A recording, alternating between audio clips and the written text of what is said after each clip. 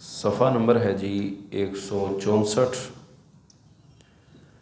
اور حدیث مبارکہ نمبر ہے 1429۔ الحمدللہ رب العالمین والعاقبۃ للمتقین والصلاة والسلام علی سید الانبیاء والمرسلین، اما بعد۔ باب قولہ تعالی وَإِذْ قَالَتِ الْمَلَائِكَةُ يَا مَرْيَمُ إِنَّ اللَّهَ اصْطَفَاكَ، جب فرشتوں نے مریم سے کہا کہ اللہ نے تمہیں برگزیدہ کیا ہے، یہ سارا واقعہ ہے، اس میں ہے کہ مریم کی کفالت کون کرے گا۔ عن علی رضی اللہ عنہ، سیدنا علی المرتضی رضی اللہ عنہ سے مروی ہے، سمعت النبی صلی اللہ علیہ وسلم یقول، کہ میں نے نبی مکرم صلی اللہ علیہ وسلم کو فرماتے ہوئے سنا، خیر نسائها مریم ابنۃ عمران وخیر نسائها خدیجہ، کہ مریم بنت عمران اپنے زمانے کی عورتوں سے بہتر ہیں اور حضرت خدیجہ رضی اللہ عنہا اس امت کی عورتوں میں سب سے بہتر ہیں۔ ایک روایت میں ہے کہ جنت کی عورتوں میں سے افضل خدیجہ، فاطمہ، مریم اور آسیہ ہیں علی رضی اللہ عنہن۔ اور ایک دوسری روایت میں ہے کہ رسول اللہ صلی اللہ علیہ وسلم کو ایک فرشتے نے بشارت دی کہ فاطمہ رضی اللہ عنہا جنت میں عورتوں کی سردار ہوں گی۔ تو یہ عورتوں میں سے بعض خواتین کو ایک امتیاز ملا ہے اور یہ رول ماڈل ہیں۔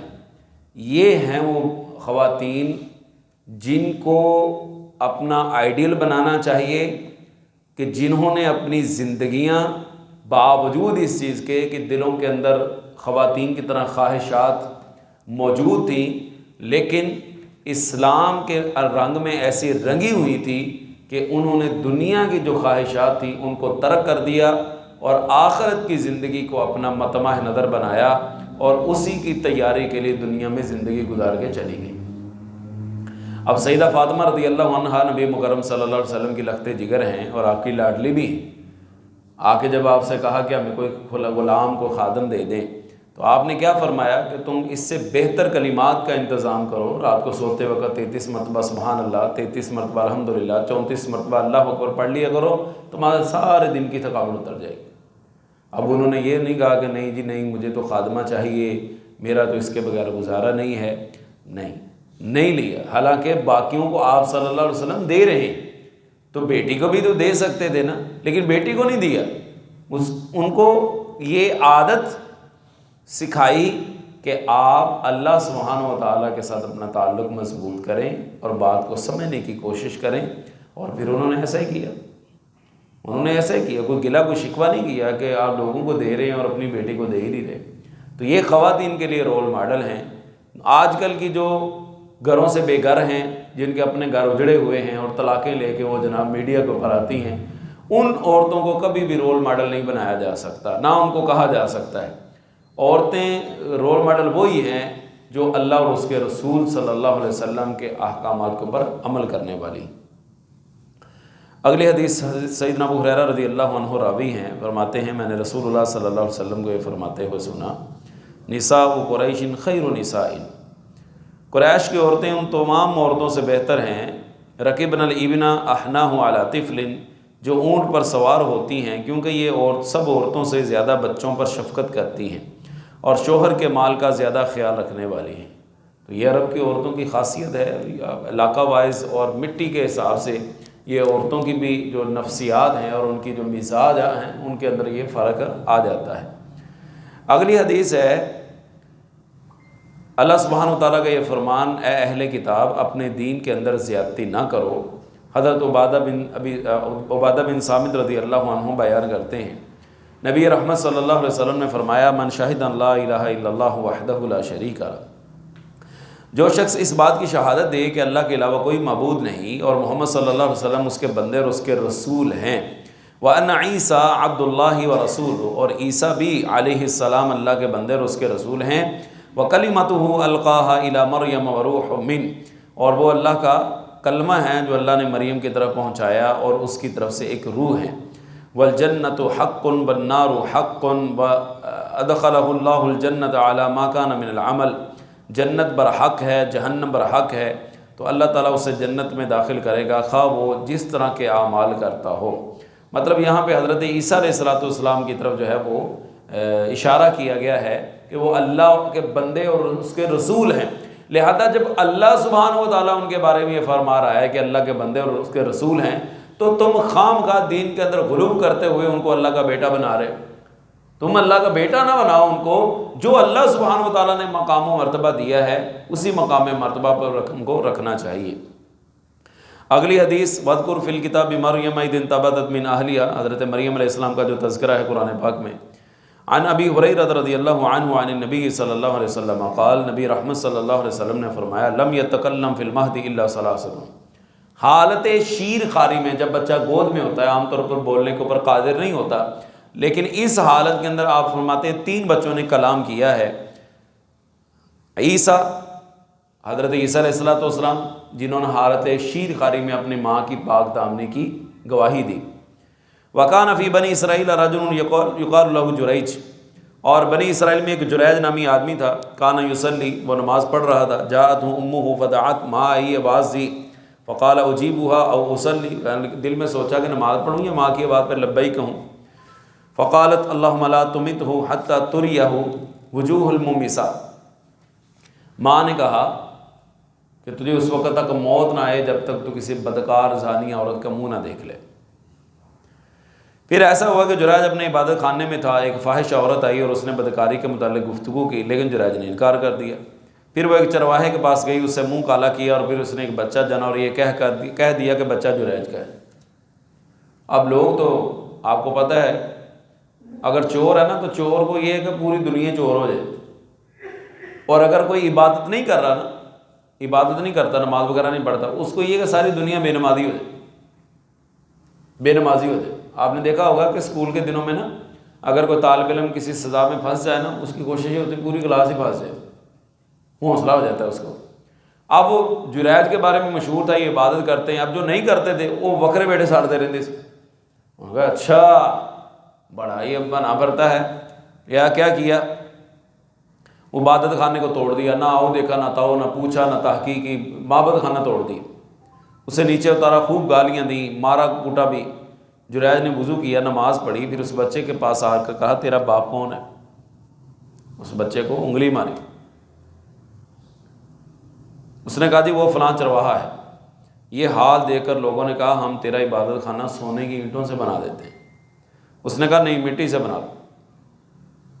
یہ جریج کا واقعہ بڑا مشہور ہے، یہاں پر بہت سارے اسباق ہیں اس واقعے کے اندر۔ نمبر 1، کیا نماز کی حالت میں اگر ماں جواب دے یا کوئی ایسا ایمرجنسی کام پڑ جائے تو کیا نماز توڑی جا سکتی؟ تو اس کی تقسیم علماء نے کی، اگر بندہ نفل نماز پڑھ رہا ہے تو وہ توڑ سکتا ہے، فرض پڑھ رہا ہے تو وہ اس کو مکمل کرے۔ دوسری بات یہ ہے کہ کبھی بھی اپنی اولاد کو بد دعا نہیں دینی چاہیے، اپنی اولاد کو بد دعا نہیں دینی چاہیے۔ نہ جانے کس گھڑی میں جا کے وہ بد دعا قبول ہو جائے اور لینے کے دینے بڑھ جائیں۔ ہے تو اولاد اپنی ہے نا، تو اگر اس کو دکھ آئے گا تو دکھ کس نے برداشت کرنا ہے؟ آپ نے، ہم نے۔ تو بہتر ہے نا کہ اس سے بہتر ہے کہ بد دعائیں نہ دیں، بلکہ اس موقع پر اگر ہم اپنے آپ کو عادی بنا لیں دعائیں دینے کا۔ وہ ایک آدمی کہنے لگا کہ ایک خاتون تھی، اس نے اپنے بیٹے کی شادی کی نا تو بہو بہت تنگ کرتی تھی، جس ہمارے کہتے ہیں نا چھالے پا دینا، وہ صاحب۔ تو وہ ساس اکثر اپنی بہو کہتی اللہ تینوں پتر دے، اللہ تینوں پتر دے، تو وہ کہا کرتی پتہ نہیں کہو جی ساس ہے، غصے میں بھی دعاؤں دے دی، غصے میں بھی دعائیں دیتی۔ وہ بتا رہے ہیں لوگ کہ وہ زمانہ ایسا بھی آیا کہ اللہ تعالیٰ نے اسے بیٹا دے دیا۔ ابھی وہ 4-5 سال کا تھا، بیمار ہو گیا بچہ، بیمار ہوا، اسے ایسا بخار چڑھا کہ وہ بولنے سے محروم ہو گیا، قوت گویائی اللہ تعالیٰ نے واپس لے لی بچے۔ اس بچے کو سنبھالتی سنبھالتی 90% پاگل ہو چکی، 90% پاگل ہو چکی۔ وہ منڈے نو ستایا سی نا، رب نے انہوں ونجلی جی بات، تو اولاد کو بد دعا نہیں دینی چاہیے، دعا دینی چاہیے کہ اللہ تعالیٰ تیرے معاملات کی اصلاح کرے، اللہ تیرے معاملات کو بہتر کر دے، بد دعا نہیں دینی چاہیے۔ تیسری یہاں پہ ہمیں اور چیز ملتی ہے اس واقعے سے کہ ایک مومن آدمی پہ جب بھی کوئی پریشانی اور مصیبت آتی ہے تو سب سے پہلے کیا کرتا ہے؟ نماز پڑھتا ہے۔ نماز تمام مصیبتوں کا حل ہے۔ انسان اپنے رب کے ساتھ تعلق جوڑ لے، کال کر لے اپنے رب کو، اور اپنی مصیبتیں اور پریشانی اس کے سامنے ذکر کرے۔ بہرکیف یہاں ایک دوسرا بچہ تھا جس نے کلام کیا۔ تیسرا آپ نے فرمایا بنی اسرائیل کی ایک عورت اپنے بچے کو دودھ پلا رہی تھی، ادھر سے ایک خوش ودا سوار گزرا، عورت اسے دیکھ کے کہنے لگی اے اللہ میرے بچے کو بھی ایسا کر دے۔ تو اس بچے نے ماں کا پستان چھوڑ کر سوار کی طرح منہ کر کے کہا اے اللہ مجھے جیسا نہ کرنا، پھر وہ دودھ پینے لگ گیا۔ حضرت ابو ہریرہ رضی اللہ تعالیٰ عنہ کہتے ہیں گویا میں نبی علیہ الصلوۃ والسلام کو دیکھ رہا ہوں، وہ اپنی انگلی چوس کر دودھ پینے کی کیفیت بتا رہے ہیں۔ پھر ایک لونڈی ادھر سے گزری تو ماں نے کہا اللہ میرے بیٹے کو اس جیسا نہ کرنا۔ بچے نے پھر دودھ چھوڑ کر یہ کہا یا اللہ مجھے اس جیسا کر دے۔ اس کی ماں نے کہا بچہ دراصل بات کیا ہے؟